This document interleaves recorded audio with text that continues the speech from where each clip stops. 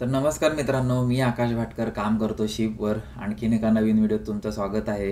तर तुम्हाला आता प्रश्न पडला असेल, एवढ्या सुनसान समुद्रात इथे परिंदा पण कोण पर नाही मारू शकत. इथे आम्हाला इंटरनेट कसं मिळतं?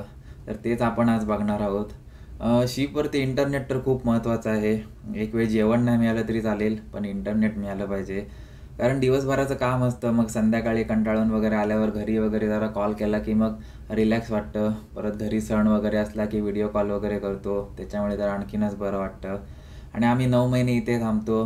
त्याच्यामुळे मग मित्र, घरातली फॅमिली यांच्याशी जरा बोललं वगैरे की 9 महिने जरा लवकर निघून जातात. पण हे नेट मिळतं तरी कसं? शिप जेव्हा पोर्टला असते तेव्हा आमच्या सिमला तर नेटवर्क असतं.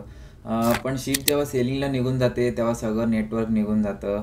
मग तेव्हा आम्हाला इंटरनेट मिळतं सॅटेलाईटच्या मदतीने.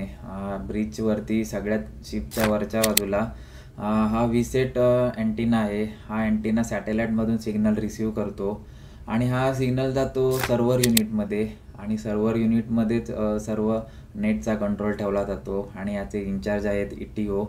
आणि मग या सर्व्हर युनिटमधून हा सिग्नल जातो प्रत्येक डेकवरती असे राउटर लावलेले आहेत आणि या राउटरमध्ये हा सिग्नल येतो आणि तिथून मग आम्ही आमच्या फोनमध्ये नेट कनेक्ट करतो. आणि याला एक पासवर्ड पण असतो. जसं आपण हॉटेलला जातो तेव्हा हॉटेलवाले आपल्याला पासवर्ड देतात वायफायचा, तसे आपण इथे जॉइनिंग करतो तेव्हा कॅप्टन साहेब इथे आपल्याला त्याचा पासवर्ड देतात. मग तिथे पासवर्ड टाकून लॉग इन वगैरे केलं की आपलं नेट कनेक्ट होतं आणि मग घरी आणि आपण सर्व बोलू शकतो. आणि शिपवरती आता इंटरनेट हे रूलप्रमाणे सगळीकडे कंपल्सरी झालं आहे. आता गेल्या 5 वर्षात तर आता जवळ-जवळ सगळ्या शिपवरती इंटरनेट आहे. पण वेगवेगळ्या कंपनीवर डिपेंड आहे.